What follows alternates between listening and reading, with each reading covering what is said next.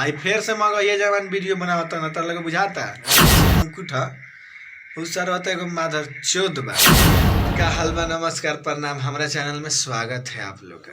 Video के उहे देखी के देखी खेसारी के फ्रेंड जे खेसारी के फैन हुई उहे देखी आ जे खेसारी के गाना सुनत हुई आ जिन सर ना सुनत हुई निकल जाए यहाँ से।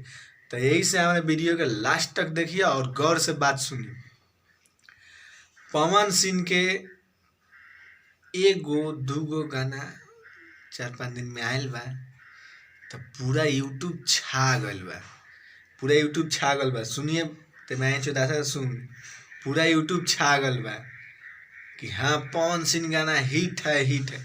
खेसारी भैया के गाना बहन चो महीना में 30 गो आता है, तबो कौनो मीडिया वाला आ कौनो न्यूज वाला कौनो यूट्यूबर ना बतावेला कि खेसारी भी ये गाना हई आया है और ये ट्रेंडिंग में घुस गया।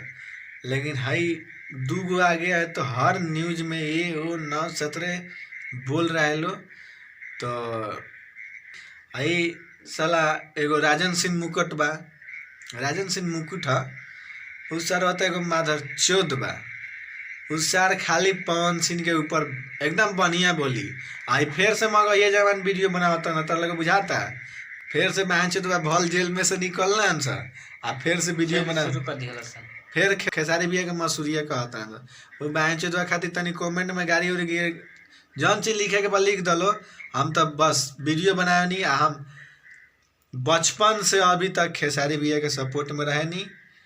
तो यही से वीडियो बंद करे से पहले कहता नहीं कि ये चैनल के इतना सब्सक्राइबर कर दीजिए कि एकदम लगे कि हाँ खेसारी के फैन के चैनल हटे।